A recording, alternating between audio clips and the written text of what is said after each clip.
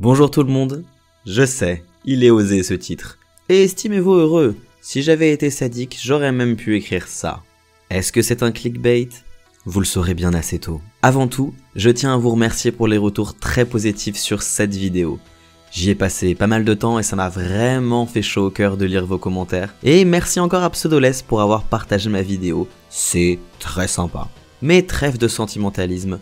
Dans la dernière vidéo, j'expliquais que j'adorais Bloodborne et en quoi c'est un jeu très marquant pour moi. Mais je ne vous ai pas expliqué ce qui s'est passé après que j'ai fini le jeu. À 150 heures de jeu passé, je finis le DLC de Bloodborne, j'obtiens le trophée platine du jeu, je pose la manette et...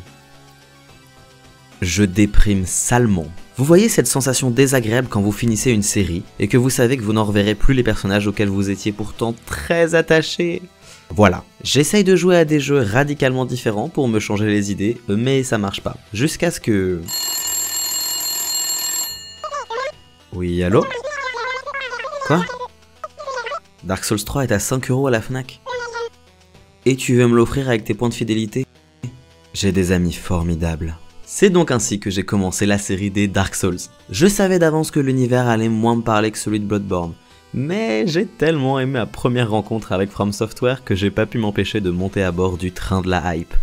J'ai profité d'une semaine de vacances chez mes parents pour embarquer ma PS4 et le jeu. À ma grande surprise, je l'ai fini en 6 jours, en comparaison à genre 1 an et demi pour finir Bloodborne. Ai-je aimé le jeu? Eh bien oui, beaucoup même.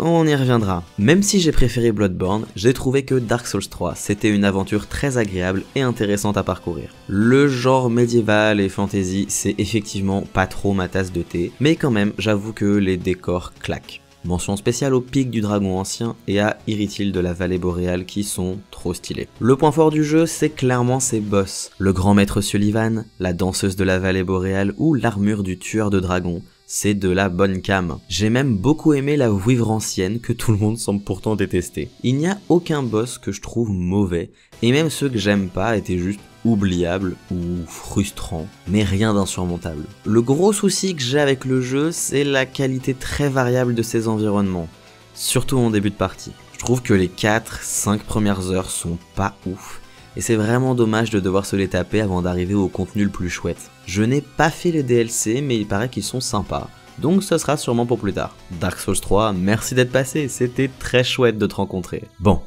2 jeux From Software essayés et 2 jeux que j'ai bien aimés. Vu que je fais les jeux dans le désordre visiblement, j'aimerais bien tester le Dark Souls sorti avant pour découvrir encore plus cette série. Qu'est-ce qui pourrait mal se passer ?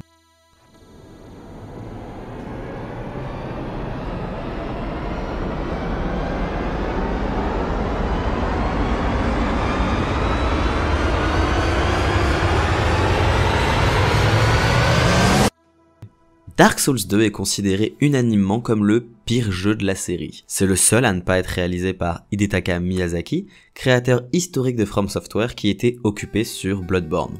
Les ressentiments des joueurs envers Dark Souls 2 sont vraiment très forts. Il suffit de traîner un peu sur internet pour s'en convaincre. Il est souvent vu comme la bête noire de la série, un jeu qui aurait pu tuer la licence au même titre que d'autres accidents industriels. Mais... après avoir fini le jeu, est-ce que de mon point de vue, il mérite sa réputation? Eh bien non. J'ai passé un très bon moment sur Dark Souls 2. Je crois que je l'ai même peut-être préféré au 3. Je sais, d'un point de vue, disons, pragmatique, je pense que Dark Souls 3 est plus abouti que Dark Souls 2. Bon, déjà graphiquement, c'est clair qu'il y a un fossé technologique entre les 2 jeux sortis sur des générations de consoles différentes. Et puis les environnements sont souvent mieux construits et moins frustrants pour arriver à des boss meilleurs en tout point dans Dark Souls 3. Mais d'un point de vue purement personnel, je peux pas occulter le fait que j'ai passé un meilleur moment sur Dark Souls 2. Commençons par l'évidence. Oui, Dark Souls 2 est un jeu bourré de défauts. Je parlais des boss un peu avant.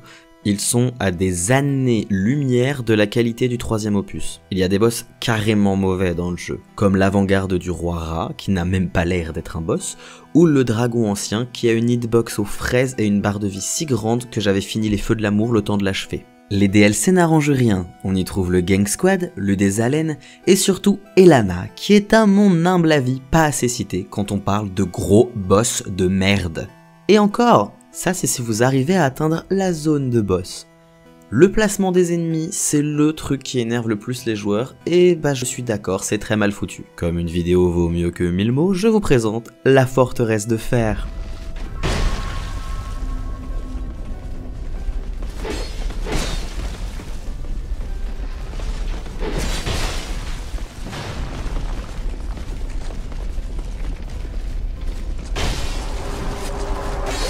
Si vous pensez que c'est une exception, vous n'avez définitivement jamais été dans le quai de la désolation ou le sanctuaire d'Amana. Il y a encore nombre de reproches à faire au titre, comme la statistique d'adaptabilité qui n'est absolument pas mise en avant, ou même expliquée en fait, alors qu'elle est primordiale pour jouer correctement au jeu. Mais le plus gros défaut pour moi, c'est ce système d'humanité. Quand votre personnage est humain, il a une barre de vie pleine, et il peut aussi invoquer des personnages pour l'aider à traverser des zones ou battre des boss. Mourrez une fois, et vous n'aurez plus cette possibilité. Ça, ok, c'était aussi dans Dark Souls 3. Mais, votre barre de vie se verra également raccourcie. Mourrez plein de fois, et votre barre de vie se videra progressivement jusqu'à atteindre la moitié de sa taille normale. Vous pouvez retrouver votre humanité en consommant un objet qui s'appelle une effigie humaine, une denrée relativement rare, surtout en début de jeu. C'est simple, plus tu meurs, plus le jeu est dur, ce qui me paraît très con, parce que dans Dark Souls, si tu meurs plein de fois, c'est pas un indicateur que tu dois aller farmer et revenir plus fort, c'est juste que les zones et les boss de jeu sont faits pour être retentés encore et encore avant de réussir. Alors pourquoi me punir si je veux juste, vous savez, jouer normalement au jeu?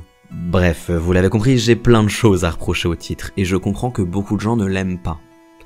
Mais pour chaque gros défaut, j'arrive à trouver une qualité qui rend le jeu agréable à mes yeux. Les boss sont parfois mauvais, c'est vrai, mais c'est aussi le jeu qui en comporte le plus. Il y en a 42 si on compte les DLC. Velstadt, le poursuivant, le roi d'ivoire, chevalier fumerol, Sir Alon et surtout le chevalier miroir. Tous ces combats sont de vrais moments d'héroïsme qui m'ont marqué. C'est la même chose pour les zones du jeu. Je déteste le quai de la désolation qui est une zone des débuts de jeu atrocement dure et mal foutue. Par contre, Majula est la zone de hub la plus belle de toute la série Dark Souls, et le château de Drangleic m'a fait pousser un waouh d'admiration en arrivant devant. En fait, si je devais résumer Dark Souls 2 en un mot, ce serait diversifié. On sent toutes les galères de développement du studio, mais aussi toute la bonne volonté, et tout ce qui a été tenté derrière, ce qui en fait un jeu très riche. Quand il se plante méchamment. Mais quand il fait les choses bien, qu'est-ce que c'est chouette. Je n'ai pas encore fait Elden Ring, mais j'ai souvent vu des commentaires disant que si les studios avaient pu faire le jeu qu'ils voulaient pour Dark Souls 2, ça aurait donné Elden Ring. Et vu l'accueil critique et commercial du jeu, je pense que c'est un très beau compliment. Bref, je ne dis pas que Dark Souls 2 est une pépite cachée, ou même qu'il mérite une réhabilitation totale, mais je pense qu'il mérite qu'on soit un peu plus juste avec lui, et qu'on parle de ses qualités autant que de ses défauts.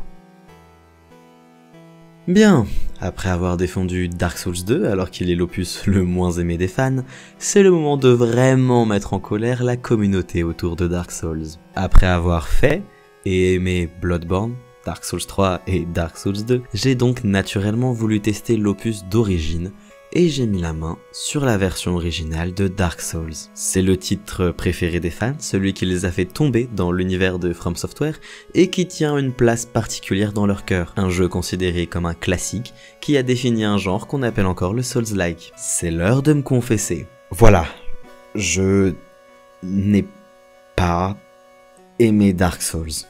Et ça m'a vachement surpris. Je vais tenter de prendre des pincettes dans mes explications, parce que je sais que critiquer le premier Dark Souls, c'est à peu près aussi dangereux qu'insulter la maman de Booba. Les qualités qu'on cite quand on parle du premier Dark Souls, c'est celle-ci. D'abord, le jeu est exigeant, demande une vraie rigueur et propose du challenge, quand la tendance du moment, c'était plutôt de rendre les jeux les moins frustrants possibles. Là-dessus, je suis absolument d'accord. Même si je pense pas que ce soit forcément une mauvaise chose de proposer une grande diversité de jeux, et donc des titres qui seraient jugés trop faciles, il y a effectivement une tendance à la simplification à outrance des jeux AAA. C'était le cas en 2011 et malheureusement ça n'a pas beaucoup changé. C'est une des raisons qui fait que perso je joue quasiment plus à des titres Ubisoft par exemple. C'est souvent très beau et très fourni, mais je les traverse paradoxalement sans aucune motivation. Ensuite, Dark Souls propose des éléments de scénario dont on peut complètement se foutre si on le souhaite, et le jeu ne nous punit pas pour ça. Ça aussi, je pense que c'est un point positif, J'ajoute cependant un mais. Ça me frustre quand les jeux m'inondent de lore ou arrêtent mon expérience H24 pour des cinématiques obligatoires. Ici, je suis quasi toujours en jeu, ce qui est très agréable. Par contre, je trouve que les éléments de scénario sont parfois un peu trop planqués et qu'il faut vraiment être motivé à fouiller Wikipédia pour les recouper. Toujours dans l'optique de la liberté, le joueur a une grande possibilité de route à choisir, et même si c'est pas un monde ouvert, ça fait plaisir de pas jouer à un couloir. C'est là que je commence à tiquer. Oui, on peut choisir plusieurs chemins d'emblée, et Dark Souls a effectivement un level design interconnecté qui est très sympa à découvrir. Mais j'ai souvent galéré à trouver le chemin que le jeu voulait que j'emprunte, et j'ai perdu du temps à essayer des trucs infaisables. J'utilise le verbe vouloir à bon escient ici. Certes, en début de jeu on a 3 chemins envisageables, mais seul un est vraiment possible pour un nouveau joueur. Dark Souls est vendu comme un jeu difficile, le plus difficile de la série même. Du coup, quand je me suis retrouvé en début de partie dans le cimetière, contre des ennemis beaucoup trop forts pour moi, j'ai mis un certain temps avant de piger que j'étais juste pas sur la bonne route. C'est en partie ma faute, et j'ai fini par abandonner et trouver le chemin normal de début de jeu. Mais je pense aussi que le level design te pousse plutôt à emprunter d'abord un lieu trop dur avant de rebrousser chemin. Et j'aime pas cette technique d'apprentissage. Pour le coup, je trouve que Dark Souls 2 est mieux fichu à ce niveau. Au tout début, le jeu propose effectivement plusieurs chemins, mais il y en a qui sont bloqués, et vous pouvez revenir que plus tard avec un objet. Les autres chemins sont parfaitement envisageables pour un débutant. Le premier propose une grande quantité d'ennemis de bas niveau, et le deuxième peu d'ennemis mais plus coriaces. Enfin, le jeu ne propose pas, pendant la majorité de l'aventure en tout cas, de système de téléportation. On doit connaître la map sur le bout des doigts pour aller d'un point A à un point B. Et là, moi, j'y arrive pas. J'aime beaucoup l'idée et le pari de pas mettre de minimap.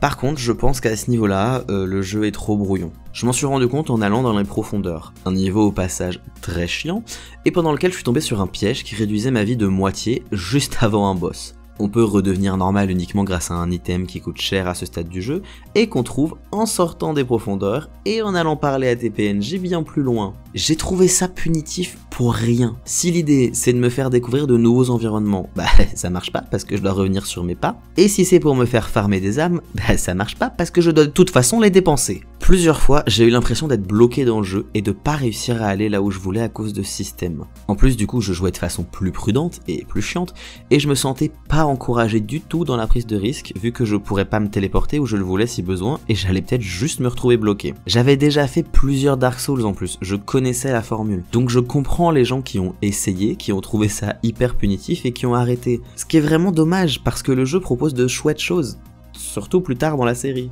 Par-dessus ces soucis, j'ajouterai d'autres éléments qui m'ont fait passer un mauvais moment, notamment des soucis de caméra. C'est habituel dans les jeux 3D, hein.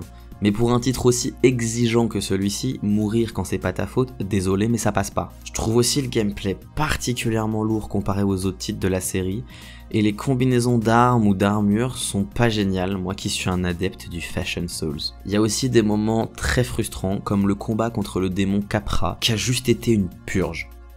Je sais que le combat contre le Bed of Chaos est unanimement considéré comme le pire combat de boss de genre tous les temps.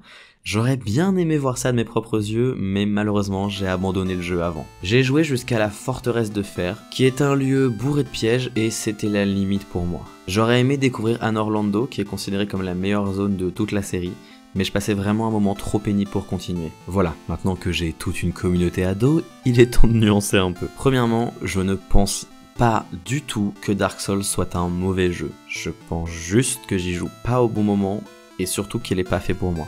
Il y a beaucoup de défauts que j'ai cités qu'on retrouve aussi dans les suites, et ça n'en a pas fait de mauvaises expériences pour autant. J'ai réfléchi longtemps à la raison pour laquelle j'ai pas aimé Dark Souls en particulier, et je crois avoir mis le doigt dessus. Attention, c'est très con, je pense juste que le jeu n'a pas bien vieilli. On va faire quelques comparaisons pour bien comprendre. Le jeu est sorti en 2011, la même année est sorti Portal 2, qui est parfaitement jouable encore aujourd'hui. Mais aussi Infamous 2, un jeu de super-héros que j'ai adoré à l'époque, mais qui, d'un point de vue pragmatique, a pris un méchant coup de vieux.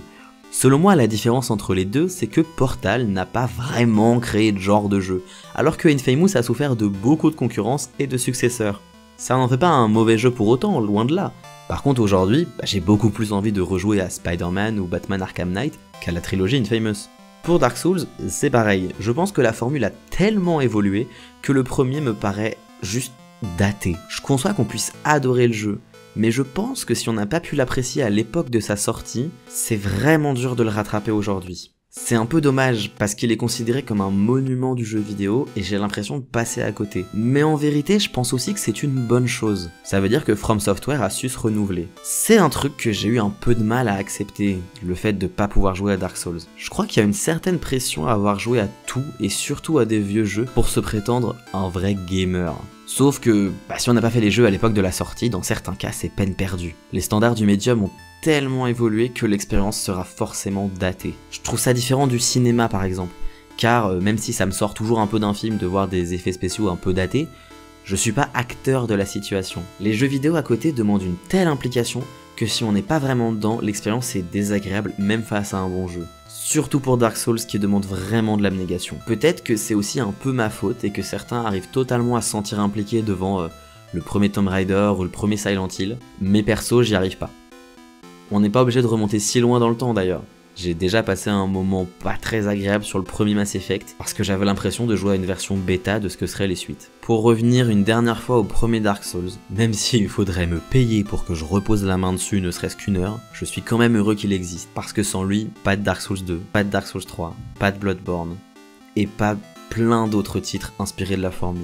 Je m'incline pour tout ce que tu as fait pour le jeu vidéo et je laisse nos routes se séparer car on n'est juste pas fait l'un pour l'autre. Pour conclure, je vous dirais de jouer à tout, mais surtout à ce qui vous plaît. Soyez curieux ou curieuse, n'hésitez pas à me laisser vos avis sur les Souls en commentaire, que vous soyez des fans hardcore de la série ou que vous détestiez l'expérience. Restez respectueux et respectueuses, prenez soin de vous et peut-être à la prochaine.